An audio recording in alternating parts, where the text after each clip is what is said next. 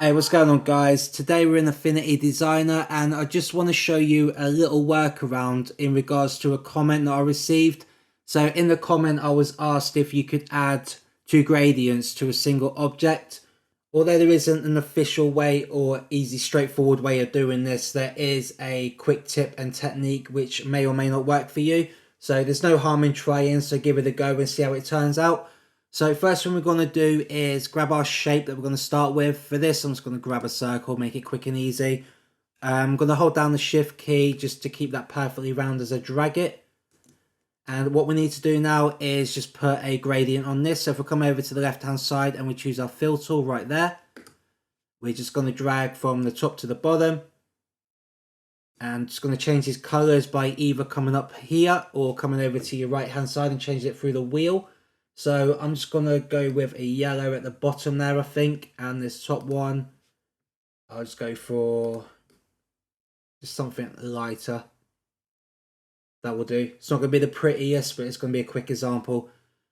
Okay, so once we've got that, the way that Affinity say you can do this, but may not necessarily give you the effect that you're going for, is to come over to this panel over here that says Appearance. And if you guys aren't seeing that, just go up to the View menu at the top, down to Studio, and just make sure you've got Appearance checked. So once you're in the Appearance menu, we've got these two little buttons down there, which is Add Stroke and Add Fill. So we're going to ignore the add stroke for this video, but if you put the add fill and select that one, it'll give us another fill on top of the one we've already got. So we select that one and we can come over and grab our fill tool again. And now we can put a different gradient on this one. And I'm just going to change these colors, go back to that color menu for the moment. I'll give you green. In fact, I think we went green on the original, didn't we? So we'll go for purple. And maybe make you a bit lighter over here.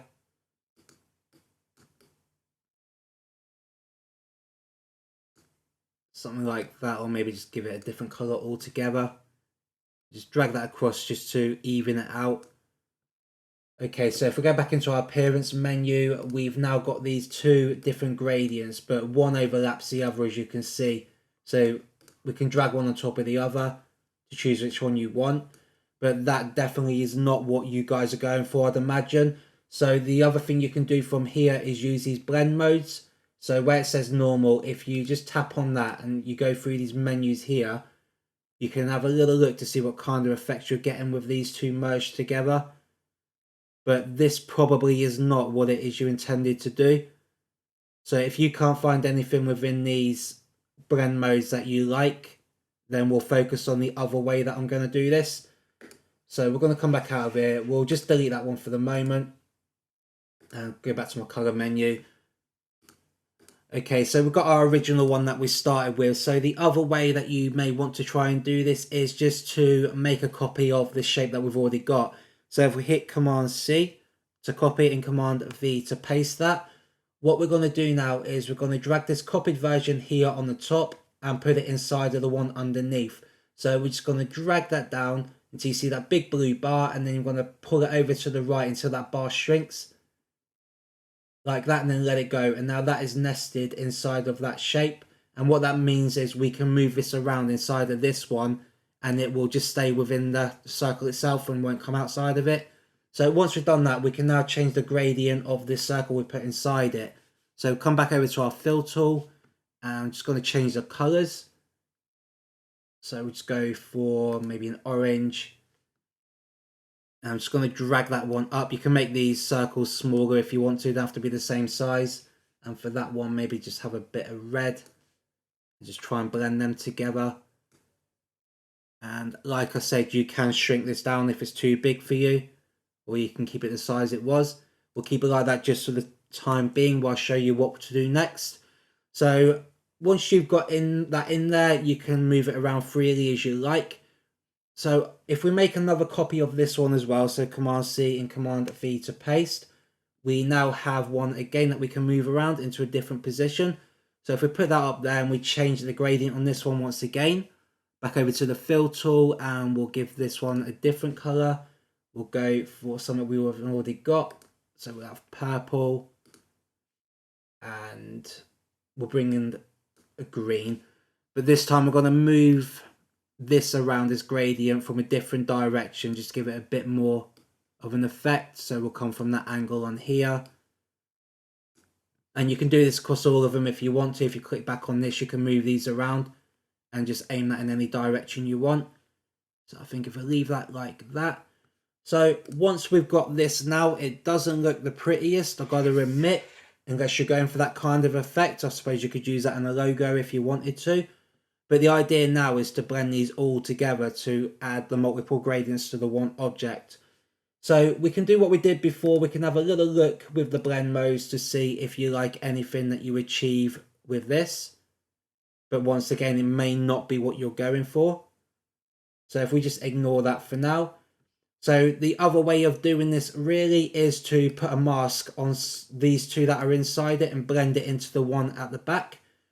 So I'm going to turn this one off first of all, so we can focus on this one to blend it, and then we'll turn that one back on after. So once we're on this bottom one here, we're just going to go over and put a mask on it down in this bottom section there. And we're going to select the mask itself.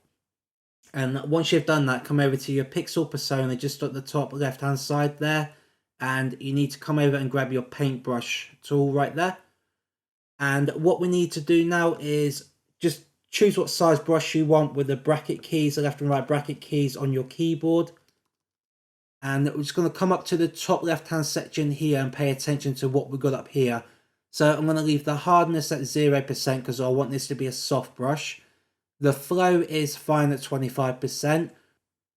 And opacity we are going to probably keep at 80% just to see how that goes. So once we've got all of this up here, guys, we are then going to make sure that we are on the color black, because when you use masks, the color black is what will reveal what is underneath the current layer. So when we paint away this one here, we're going to start seeing this underneath it.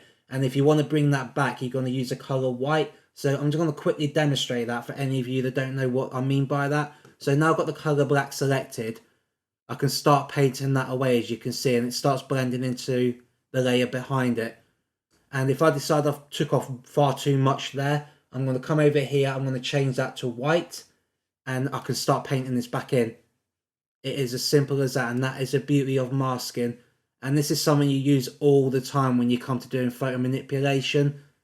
So that is something I definitely recommend you guys learn, because it's a fantastic tool. And I use it probably 90% of the time across all different projects. And what we're going to do now is we're going to make our brush a bit bigger, I think. And the opacity, I'm going to try it at 80%, but it might need to be a little bit lower than that. But what we're going to do is just going to start painting around the edge of this just to blend it into the background. So let's give it a try now just by going over that. And you'll probably have to do this a few times depending on what opacity you've got it set at.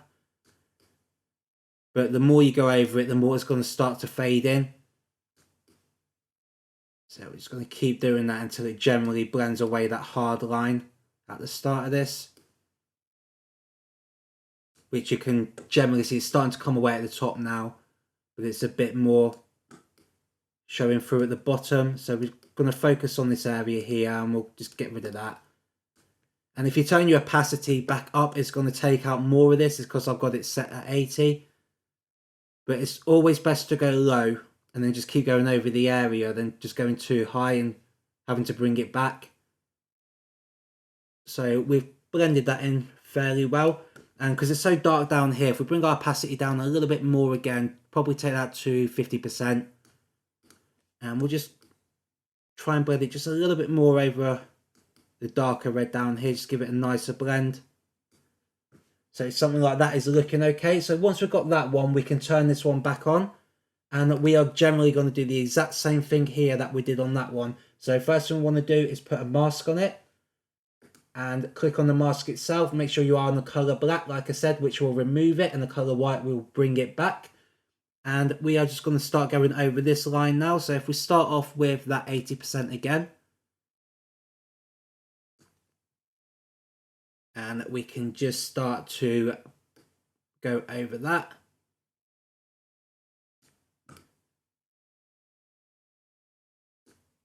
And just keep doing that until you guys have got the desired effect that you are going for. Like I said, change the opacity if you're finding these lines are a bit too harsh.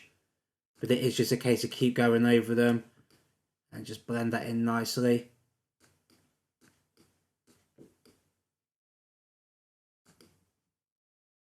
So as you can see, it's all coming together now. And if we just make that brush maybe a little bit bigger, bring that opacity down now to about 50 again. And I'm just gonna go around the edge there just to soften it up a bit more. And just make that blend look a lot nicer.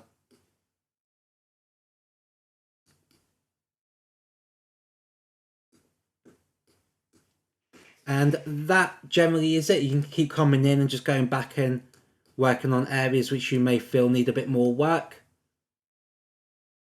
But as you can see, we have now got multiple gradients on one object.